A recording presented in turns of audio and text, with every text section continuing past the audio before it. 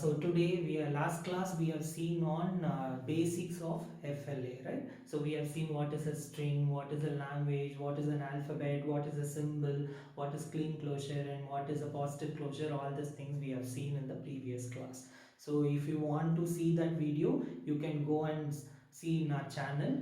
The previous class video will be there. So next today we are going to see on what is finite automata. So generally finite automata, you know, it's in finite automata. It's a transition of states will tell. So generally you are going to go from one place to another place. How you are going to travel from one place to another place. Nowadays lot of things we have invented, like you are using map, you are using a lot of transports are there and everything is there. So but just we can say like if something is happened or something is not happened, like you are going to switch on the light or switch on the fan. So on is one state, then off is one state. Okay, so this is states will be saying it, but there is a changes between this on and off, right? So on is one state and off is one state. So in between this one transition is going to happen. The transition the person needs to give whether they need to switch on or switch off. Okay, on and off is the states. In between that you are going to work for switch and on and off. Okay, same like that you are going to travel from one place to another place. It's a your starting place and destination place you will be going on, but in between some states will be there. For example, if you are going to start from one destination one and you are going to reach to this destination, in between we can't go directly to that destination. In between some places will be there, that all will come under states. So some transmission will be there, destination transmission will be there. You need to reach here, then from here to here, here to here, then only you will be reaching here. You can't go directly. So in between some transitions is need to happen, and this and all you want to know how internally the system is working. Generally you will be writing a program and you are getting an output. What is happening inside? You are installing in software and you are making some work and you are working on that software. What is happening inside that? All these things we will be studying using this finite automata. Generally we will be studying the transitions, how it has been happening inside it. So for that purpose only we are going to study here finite automata. So generally this finite automata is of two types. So what these two types is, one is DFA and another is an NFA. So these are the two types are there. So one is DFA is deterministic finite automata.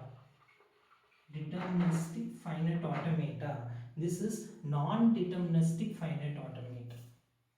Okay, so we want to know what is the difference between this deterministic and non-deterministic. It's quite interesting, you know. So what is deterministic and non-deterministic is, first we'll see deterministic finite automata first.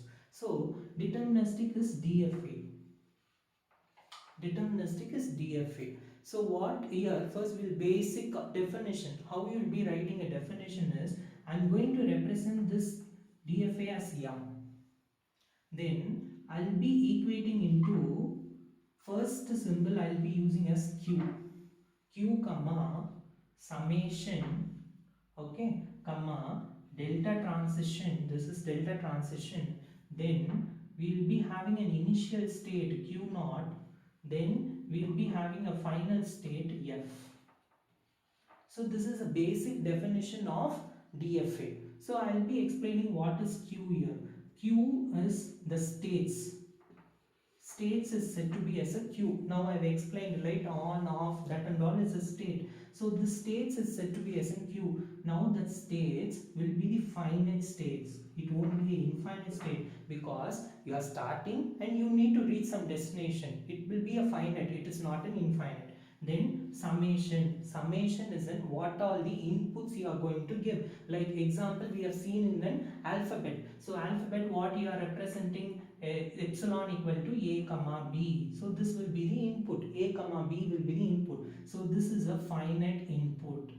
Inputs what and all we are going to give. Okay, now this delta transition play a major role how the transition is going to happen between these states.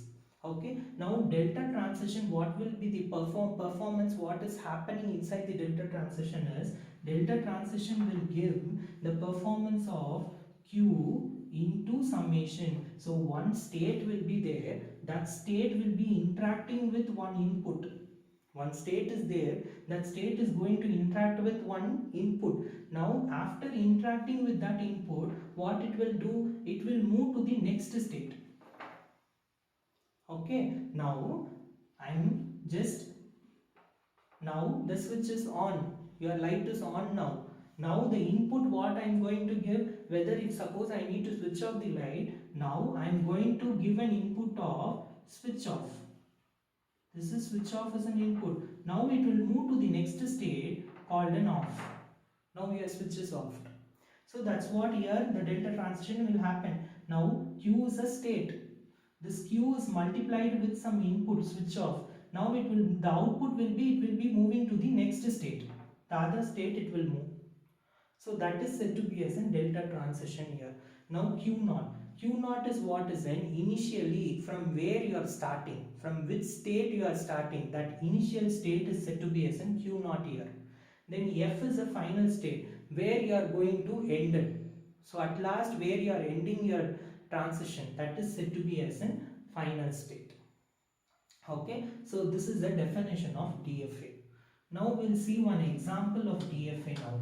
So what example? Now we'll see a DFA example. So let us take three states. So Q1, Q2 and Q3. Now Q1 I am taking as an initial state. In DFA or NFA, whatever it may be in finite automata, initial state should be represented with this arrowhead, and then state should be represented with a circle, and then final state should be represented with double circle.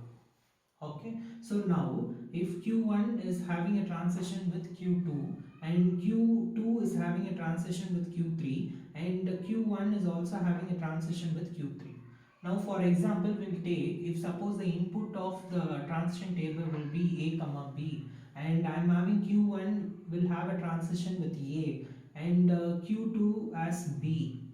Okay, and this has an what again it has an like A. Okay, now this Q2 will have a self transition of A itself. Like this also we can put, self transition also we can put. So you need to understand the difference between DFA and NFA. You will just clearly listen this. So now I have taken A as an input and I am doing a transition here. For the self transition I am doing A, and then Q1 to Q3 I am taking an input of A, and then Q2 to Q3 also I am taking an input of B. So this is a transition diagram of DFA. Just we'll keep it aside in the corner and we'll move on to NFA, so that I'll show the difference. What is DFA and NFA? Just Q1. So whatever the diagram we have drawn here, I'll just take it as a reference for DFA to explain you the difference.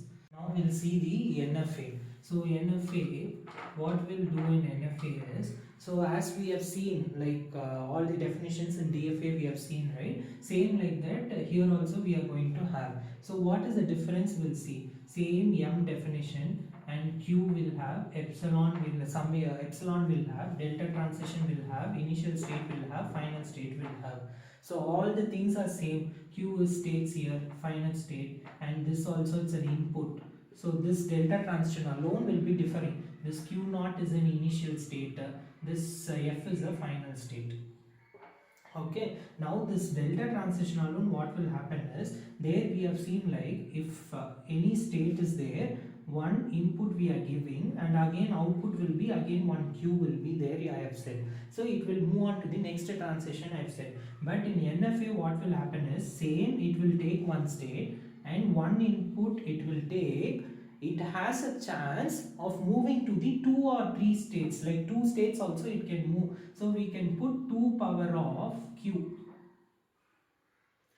Okay, so like 2 times the same states can move, the different states it can move, 2 power of Q. That is, if suppose I am going to start with Q1, okay, Q1 I am going to have an input of A. This Q1, A input itself will go for different 2 states like Q2 and Q3.